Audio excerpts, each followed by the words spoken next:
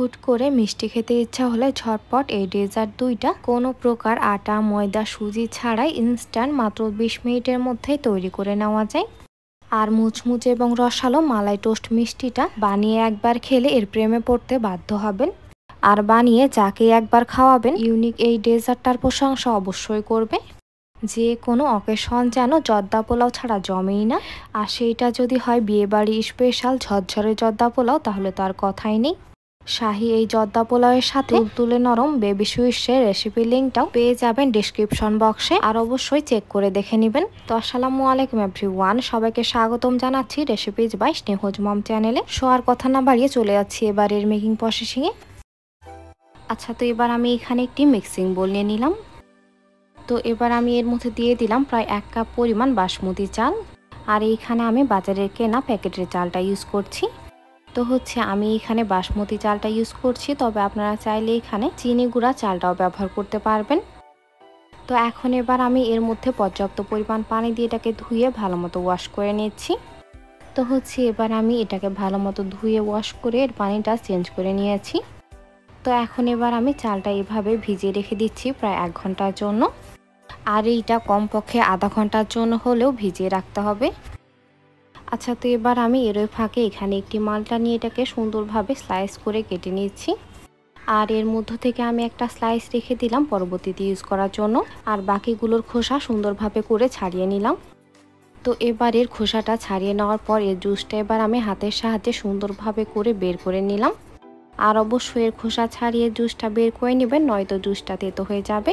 তো এই তো আমরা ফ্রেশ অরেঞ্জ জুস পেয়ে গেলাম। আর এটাকে এবার আমি একটা সাইডে রেখে দিলাম। তো এবার আমি ফিরে আসলাম ঠিক 1 ঘন্টা পর। আর এই পর্যায়ে চালটা আমি একটি স্ট্যানারে রেখে দিয়েছি যেন এর মধ্যে এক্সট্রা পানিটা সুন্দরভাবে করে ঝরে যায়। তো এবার আমি চুলার উপর একটি পাতিল বসিয়ে দিয়েছি। আর এর মধ্যে পর্যাপ্ত পরিমাণ পানি দিয়ে এর মধ্যে একটা বলক উঠে নিয়েছি। তো এখন এবার আমি এর মধ্যে সামান্য একটু লবণ দিয়ে দিলাম, সাথে 3 টুকরা মতো দারুচিনি দিয়ে দিলাম। তো এবার প্রায় 1 টেবিল চামচ পরিমাণ তেল এর মধ্যে দিয়ে দিলাম। আর এতে করে রাইসটা অনেক বেশি ঝরঝরে হবে আর একটির সাথে আরেকটি লেগে যাবে না। তো এখন অলরেডি পানির মধ্যে বলক চলে এসেছে। আর এর মধ্যে আমি সম্পূর্ণ চালটা এর মধ্যে দিয়ে দিলাম। আর চালটা দিয়ে নেওয়ার পর এটাকে বেশি সময় নিয়ে নাড়িয়ে নেওয়ার কোনো প্রয়োজন নেই, জাস্ট একবার ভালো মতো নাড়িয়ে দিলেই হবে। তো এই পর্যায়ে জর্দার সুন্দর একটা কালার নিয়ে আসার জন্য আপনারা চাইলে এখানে জর্দার কালার ইউজ করতে পারেন, অথবা চাইলে আমার মতো অরেঞ্জ ফুড কালারও ইউজ করতে পারবেন। তো এখন কালারটা এবার দিয়ে নেওয়ার পর এটাকে এবার আমি আলতো করে একটু নাড়িয়ে দিলাম। তো এখন এইটা এবার ঢাকনা লাগিয়ে ঘড়ি ধরে 7.5 মিনিটের মতো রান্না করতে হবে। আর এই সময়টা কিন্তু কোনোভাবে কমানো বা বাড়ানো যাবে না, তাহলে রাইসটা একেবারে পারফেক্টলি বয়েল হবে। আর এই পর্যায়ে আপনারা কিন্তু চেক করে দেখে নেবেন, এটা কিন্তু চাপ দিলেই ভেঙে যাবে, বাট মধ্যে সামান্য একটু দানাদার টাইপের থাকবে, তাহলেই বুঝবেন এটা একদম পারফেক্টলি বয়েল হয়ে গেছে। তো এখন এইটা এবার সাথে সাথে একটি স্ট্যানারে ঢেলে নিতে হবে। তো এবার আমি চুলার ওপর সেম প্যানটায় বসিয়ে দিয়েছি। আর এখানে এবার আমি দিয়ে দিলাম প্রায় 2 টেবিল চামচ পরিমাণ ঘি, আর সাথে দিয়ে দিলাম প্রায় 2 টেবিল চামচ পরিমাণ রান্নার তেল। তবে আপনারা চাইলে এখানে শুধুমাত্র তেল অথবা ঘি যে কোনো একটাই ব্যবহার করতে পারবেন। তো এখন এবার আমি এখানে দিয়ে দিলাম প্রায় 2 টেবিল চামচ পরিমাণ কাজু বাদাম, সাথে 2 টেবিল চামচ পরিমাণ কিশমিশ এর মধ্যে দিয়ে দিলাম। তো এগুলোকে এবার আমি হালকা করে একটু ভেজে নিচ্ছি, কিশমিশগুলো সুন্দরভাবে করে ফুলে যাওয়া পর্যন্ত। তো এই তো এখন এগুলো কিন্তু একেবারে ফুলে গোলা টাইপের হয়ে গেছে। আর এইগুলোকে এবার আমি উঠিয়ে একটা সাইডে রেখে দিলাম। তো এবার সেম তেলের মধ্যে এবার আমি দিয়ে দিলাম প্রায় 2 টুকরার মতো তেজপাতা, সাথে 2 টুকরা দারুচিনি দিয়ে দিলাম। তো এবার আমি যে কাপে মেপে চাল দিয়েছিলাম সেম কাপে মেপেই 1 কাপের সামান্য একটু কম পরিমাণ চিনি এর মধ্যে দিয়ে দিলাম। তো আমরা যে অরেঞ্জ জুসটা বের করে রেখেছিলাম সেটা প্রায় 1/3 কাপ পরিমাণ হয়েছে, আর সম্পূর্ণটা এবার আমি এর মধ্যে দিয়ে দিলাম।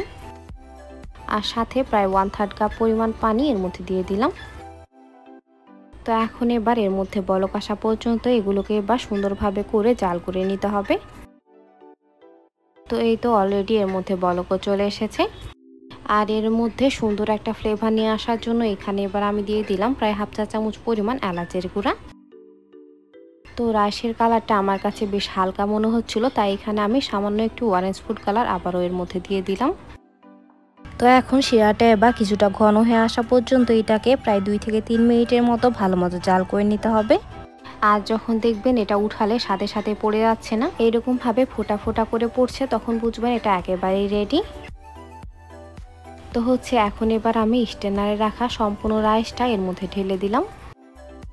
আর এই পর্যায়ে রাইসটা কিন্তু একেবারেই ঝরঝরে আছে, আর একটা রাইসও কিন্তু ভেঙে যায়নি।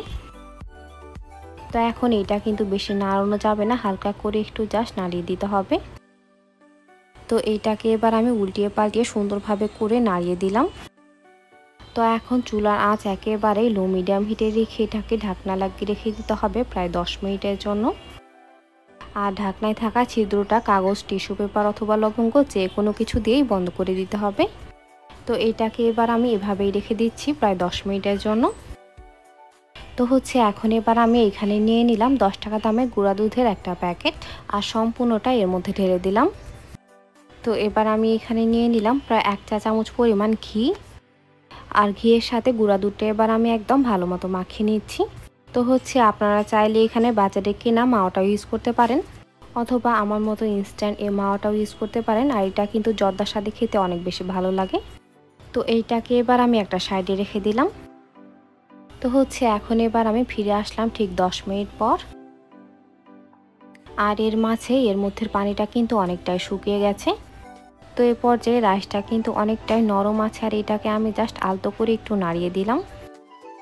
তো এখন এবার আমি আমাদের আগে থেকে ভেজে রাখা কিশমিশ এবং কাজু বাদাম এর মধ্যে দিয়ে দিলাম, আর সাথে দিয়ে দিলাম প্রায় 1 টেবিল চামচ পরিমাণ কুচি করে নেওয়া কাঠবাদাম, আর সাথে কিছু অরেঞ্জ স্লাইসও এর মধ্যে আমি দিয়ে দিলাম। আর এতে করে এর মধ্যে খুব সুন্দর একটা ফ্লেভার আসবে। তো এই পর্যায়ে আপনারা চাইলে কিন্তু এর মধ্যে মোরব্বা ইউজ করতে পারেন। তো আমার কাছে যেহেতু এটা ছিল না, তাই এটাকে আমি স্কিপ করে গেলাম। তো এখন এইটা এবার আমি আবারও ঢাকনা লাগিয়ে রেখে দিলাম প্রায় 10 মিনিটের জন্য। আর এবার আমি ফিরে আসলাম ঠিক 10 মিনিট পর। আর এর মাঝে এর মধ্যের পানিটা কিন্তু একদম সুন্দরভাবে করে শুকিয়ে গেছে। আর এটাকে এবার আমি আবারও একটু আলতো হাতে ভালো মতো নাড়িয়ে দিলাম। তো এখন এবার আমি আমাদের আগে থেকেই তৈরি করে রাখা মাওয়া প্রায় অর্ধেক পরিমাণ এর মধ্যে দিয়ে দিলাম, আর বাকিটা গার্নিশিংয়ের জন্য রেখে দিলাম আর কি। তো এইটাকে এবার আবারও ঢাকনা লাগিয়ে দমে রেখে দিলাম প্রায় 5 মিনিটের জন্য। তো এবার আমি ফিরে আসলাম ঠিক 5 মিনিট পর। আর এর মাঝে জর্দা পোলাওটা কিন্তু একদম একেবারেই রেডি। তো এখন এবার আমি চুলাটা বন্ধ করে এটাকে ঢাকনা লাগিয়ে রেখে দিলাম প্রায় 1 ঘন্টার জন্য। তো এবার আমি ফিরে আসলাম ঠিক 1 ঘন্টা পর। তো জর্দার রাইসটা এবার আমি দেখিয়ে দিচ্ছি এটা ঠিক কী পরিমাণ ঝরঝরে হয়েছে, আর এর মধ্যে কিন্তু একটা রাইসও ভেঙে যায়নি। তো এইগুলোকে এবার আমি একটি সার্ভিং ডিশে সার্ভ করে নিচ্ছি। তো এরই মাঝে তৈরি হয়ে গেল অসম্ভব মজাদার বিয়েবাড়ির স্পেশাল ঝরঝরে জর্দা পোলাও। তো এইগুলোকে এবার আমি কিছু পেস্তা বাদাম কুচি আর কিছু বেবি সুইটস দিয়ে গার্নিশিং করে নিচ্ছি। সো ভিউয়ার্স, রেসিপিটি ভালো লাগলে বাসায় একবার অবশ্যই ট্রাই করবেন। আর রেসিপিটি কেমন লাগলো অবশ্যই একটি কমেন্ট করে জানাবেন। আর রেসিপিটি ভালো লাগলে অবশ্যই লাইক, কমেন্ট, শেয়ার এবং সাবস্ক্রাইব করে পাশেই থাকবেন। আর ভালো লাগলে অবশ্যই পাশে থাকা বেল আইকনে ক্লিক করে দিবেন আমার পরবর্তী ভিডিও নোটিফিকেশান সবার আগে পেতে। তো এবার আমি আপনাদের সাথে কোনো প্রকার আটা, ময়দা, সুজি ছাড়াই মুচমুচে এবং রসালো মালাই টোস্টের রেসিপিটি আপনাদের সাথে শেয়ার করব। আর আশা করছি এই রেসিপিটাও আপনাদের অনেক ভালো লাগবে এবং উপকারে আসবে। তো অবশ্যই একটি লাইক দিয়ে শেষ পর্যন্ত সাথেই থাকবেন। আচ্ছা, তো এবার আমি ক্ষীরমালাই তৈরি করে নেওয়ার জন্য চুলার ওপর একটি পাতিল বসিয়ে দিয়েছি। এইখানে এবার আমি দিয়ে দিলাম প্রায় 1 কাপ পরিমাণ লিকুইড দুধ। তো দুধটাকে এবার আমি নাড়িয়ে চাড়িয়ে সুন্দরভাবে করে জাল করে নিচ্ছি। তবে এটা খুব একটা বেশি সময় নিয়ে জাল করে নেওয়ার কোনো প্রয়োজন নেই, জাস্ট এর মধ্যে একটা বলক উঠিয়ে নিলেই হবে। তো অলরেডি এর মধ্যে বলকও চলে এসেছে।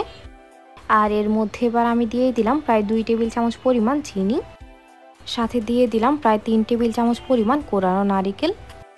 আর এইটা টোটালি অপশনাল, আপনারা চাইলে দিতে পারেন অথবা না চাইলে স্কিপও করতে পারেন। তো প্রায় 1 টেবিল চামচ পরিমাণ কুচি করে নেওয়া কাজু বাদাম এবার আমি এখানে দিয়ে দিলাম, সাথে দিয়ে দিলাম প্রায় 1 টেবিল চামচ পরিমাণ কুচি করে নেওয়া কাঠবাদাম।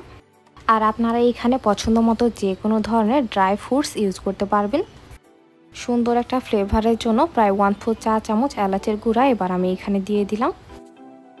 তো হচ্ছে চুলার আঁচ মিডিয়াম হিটে রেখে এগুলোকে এবার আমি প্রায় 1 থেকে 2 মিনিটের মতো ভালো মতো কুক করে নিচ্ছি। আর এর মাঝে এর মধ্যে সবগুলো ইনগ্রেডিয়েন্টস ভালো মতো বয়েল হয়ে যাবে। তো হচ্ছে এর মাঝে এগুলো অলমোস্ট ভালো মতো কুক হয়ে গেছে। তো এখন এবার আমি এখানে একটি বোল নিয়ে নিলাম আর এর মধ্যে এবার আমি দিয়ে দিলাম প্রায় 1/4 কাপ পরিমাণ লিকুইড দুধ। তো এর মধ্যে এবার আমি দিয়ে দিলাম প্রায় 1 চা চামচ পরিমাণ কর্নফ্লাওয়ার। আর কর্নফ্লাওয়ারটা দিয়ে নেওয়ার পর এটাকে এবার আমি দুধের সাথে টিস্পুনের সাহায্যে ভালো মতো মিশিয়ে নিচ্ছি। তো এখানে আমার মনে হচ্ছিল আরও কিছুটা কর্নফ্লাওয়ারের প্রয়োজন, তাই এখানে আমি আবারও প্রায় 1/2 চা চামচ পরিমাণ কর্নফ্লাওয়ার এর মধ্যে দিয়ে দিলাম। আর এটাকে আবারও দুধের সাথে ভালো মতো মিশিয়ে নিয়ে পাতিলের মধ্যে সম্পূর্ণটাই ঢেলে দিলাম। এ পর্যায়ে দুধটা কিন্তু অল্প সময়ের মধ্যে ঘন হয়ে আসবে, তাই চুলার আঁচ লো মিডিয়াম হিটে রেখে এটাকে সুন্দরভাবে করে জাল করে নিতে হবে। আচ্ছা, এইখানে আপনারা চাইলে কিন্তু কর্নফ্লাওয়ারের পরিবর্তে চালের গুঁড়া অথবা সুজি যে কোনোটাই ব্যবহার করতে পারবেন। তো এখন মালাইটা কিন্তু আগের চাইতে অনেকটাই ঘন হয়ে এসেছে। আর এই পর্যায়ে এটা কিন্তু অনবরত নাড়াতেই থাকতে হবে, নইলে এটা কিন্তু নিচ থেকে লেগে যাওয়ার সম্ভাবনা রয়েছে। দেন অ্যাট লাস্ট এবার আমি এখানে দিয়ে দিলাম 10 টাকা দামের একটা গুঁড়া দুধের প্যাকেট। আর এটা কিন্তু মালাইয়ের টেস্ট এনহ্যান্স করতে অনেক বেশি হেল্প করবে। তো এর মাঝে ক্ষীর মালাইটা কিন্তু একদম একেবারেই রেডি। আর এইটা এবার কিছুটা ঠান্ডা হয়ে আসার জন্য চুলাটা বন্ধ করে এটাকে এবার আমি এভাবেই রেখে দিলাম। তো হচ্ছে এবার শিরা তৈরি করে নেওয়ার জন্য এখানে এবার আমি নিয়ে নিলাম প্রায় 1/2 কাপ পরিমাণ চিনির শিরা। আর এটা আমার আগের মিষ্টি বানানোর অবশিষ্ট অংশ ছিল। তো আপনাদের হাতের কাছে শিরা অ্যাভেলেবল থাকলে সেটা এখানে ব্যবহার করতে পারবেন, আর নয়তো এখানে দিয়ে দিবেন প্রায় 1/2 কাপ পরিমাণ চিনি। তো সেম কাপে মেপে এখানে আমি প্রায় 1/2 কাপ পরিমাণ পানি দিয়ে নিলাম আর কি। এখন শিরাটা এবার নাড়িয়ে চাড়িয়ে সুন্দরভাবে করে জাল করে নিতে হবে। আর এই শিরাটা কিন্তু একটু ঘন টাইপের করে বানিয়ে নিতে হবে, কারণ শিরা পাতলা থাকলে ব্রেড দেওয়ার সাথে সাথে কিন্তু একেবারে ভিজে নরম হয়ে যাবে, আর ব্রেডের মধ্যে ক্রিস্পি ভাবটা একেবারেই থাকবে না। তাই এখানে একটু ঘন মানে প্রায় একতারের শিরা তৈরি করে নিতে হবে। তো যখন দেখবেন শিরার মধ্যে এরকম মোটা মোটা মানে বড় বড় টাইপের বাবলস ক্রিয়েট হবে, তখন বুঝবেন এইটা একেবারেই রেডি। আর এইখানে কিন্তু অনেকটাই একতারের শিরা তৈরি হয়ে গেছে। তো হচ্ছে এইটা এবার একেবারেই রেডি। আর এবার আমি চুলাটা বন্ধ করে দিলাম আর এইটাকে ঢাকনা লাগিয়ে একটা সাইডে রেখে দিলাম। তো এখন এবার আমি এখানে কিছু স্লাইস করে নেওয়া ব্রেড নিয়ে নিলাম। আর ব্রেডগুলো রাউন্ড শেপে কেটে নেওয়ার জন্য এখানে এবার আমি ছোট্ট এরকম একটা বোল নিয়ে নিলাম। তবে আপনারা চাইলে এই কাজটা কুকি কাটারের সাহায্যেও করে নিতে পারবেন। তো হচ্ছে এবার আমি একটি নাইফের সাহায্যে ব্রেডের চারপাশটা একদম সুন্দরভাবে করে কেটে নিচ্ছি। আর এর মাঝে এবার আমার একটি ব্রেড কেটে নেওয়া হয়ে গেল। তো এই শেপটা আরও কিছুটা ঠিক করে নেওয়ার জন্য এটাকে এবার আমি আবারও নাইফের সাহায্যে একটু ভালো মতো কেটে নিচ্ছি। তো ব্যাস, এর মাঝে ব্রেডে কিন্তু খুব সুন্দর একটা শেপ চলে এসেছে। তো হচ্ছে সেমভাবে করে আমি বেশ কিছু ব্রেড কেটে নিয়েছি। আর কেটে নেওয়া বাড়তি অংশগুলো কিন্তু ফেলে দেওয়ার দরকার নেই, এগুলো দিয়ে আপনারা ব্রেড গাম বানিয়ে নিতে পারবেন। এখন ব্রেডগুলো ভেজে নেওয়ার জন্য চুলার ওপর একটি প্যানে পরিমাণ মতো তেল দিয়ে নিয়েছি। আর তেলটা কিন্তু হাই হিটে ভালো মতো গরম করে নিতে হবে, নয়তো ব্রেডটা নরম হয়ে থাকবে আর ব্রেডের মধ্যে ক্রিস্পি ভাবটা আসবে না। তাই চুলার আঁচ হাই হিটে রেখে এগুলোকে উল্টিয়ে পাল্টিয়ে সুন্দরভাবে করে ভেজে নিতে হবে। আর এগুলো কিন্তু খুব একটা বেশি সময় নিয়ে ভেজে নেওয়ার কোনো প্রয়োজন নেই, জাস্ট এগুলোর মধ্যে সুন্দর একটা কালার আসলেই উঠিয়ে ফেলতে হবে। তো হচ্ছে এগুলো এবার আমার একদম ভালো মতো ভেজে নেওয়া হয়ে গেছে। আর সবগুলোকে উঠিয়ে এবার আমি এর মধ্যে এক্সট্রা তেলটা ভালো মতো ছাড়িয়ে নিচ্ছি। আর সেম ওয়েতে সবগুলো ব্রেড আমি একদম ভালো মতো ভেজে নিয়েছি। আর ব্রেডগুলো ভেজে নেওয়ার পর অবশ্যই ঠান্ডা করে নিতে হবে। তো এখন আগে থেকে বানিয়ে রাখা শিরাটাও কিন্তু একেবারেই ঠান্ডা হয়ে গেছে। তো হচ্ছে এবার আমি মুচমুচে ব্রেডগুলো শিরার মধ্যে দিয়ে এগুলোকে উল্টিয়ে পাল্টিয়ে সুন্দরভাবে করে ভিজিয়ে নিচ্ছি। আর দুইটা সাইডে জাস্ট 1 সেকেন্ড করে 2 সেকেন্ড ভিজিয়ে নিলে হবে। এগুলোকে উঠে অবশ্যই একটি স্ট্যান্ডারে রাখতে হবে, তাহলে এর মধ্যে এক্সট্রা শিরাটা সুন্দরভাবে করে ঝরে যাবে।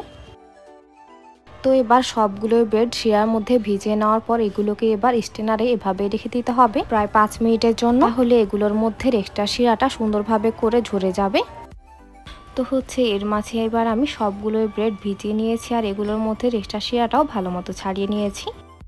তো এখন এবার আমি আগে থেকেই তৈরি করে রাখা মালাইটা এবার এর মধ্যে সুন্দর মতো করে লাগিয়ে নিচ্ছি। আর মালাইটা কিন্তু আমি একটি বোলে ট্রান্সফার করে এটাকে ফ্রিজে রেখেছিলাম যেন ভালো মতো সেট হয়ে যায়। তো এখন এবার আমি এখান থেকে একটি ব্রেড নিয়ে প্রায় 2 চা চামচ পরিমাণ ক্ষীর মালাই এর মধ্যে দিয়ে দিলাম। আর এটা অবশ্যই চামচ দিয়ে ভালো মতো সেট করে নিতে হবে। তো এর উপরে এবার আমি আরও একটি ব্রেড সুন্দর মতো চেপে বসিয়ে দিলাম। তো ব্যাস এইটা এবার রেডি। আর সেমভাবে করে আমি সবগুলোই তৈরি করে নিয়েছি। তো এগুলো এবার আরও কিছুটা আকর্ষণীয় দেখানোর জন্য এর উপর সামান্য কিছু পেস্তা বাদাম কুচি দিয়ে নিলাম। তো এর মাঝে তৈরি হয়ে গেল অসম্ভব মজাদার মুচমুচে এবং রসালো ক্ষীর মালাই টোস্ট মিষ্টি। সো ভিউয়ার্স, রেসিপিটি ভালো লাগলে বাসায় একবার অবশ্যই ট্রাই করবেন। আর রেসিপিটি কেমন লাগলো অবশ্যই একটু কমেন্ট করে জানাবেন। আর ভালো লাগলে অবশ্যই ফ্রেন্ডস এবং ফ্যামিলির সাথে শেয়ার করবেন। তো এইগুলো এবার কী পরিমাণ মুচমুচে এবং ভিতর থেকে কতটা জুসি হয়েছে সেটা এবার আমি একটি কেটেও দেখিয়ে দিচ্ছি। তো আজকের মতো এখানে বিদায় নিচ্ছি। এতক্ষণ সাথে থাকার জন্য অসংখ্য ধন্যবাদ। আল্লাহ হাফিজ।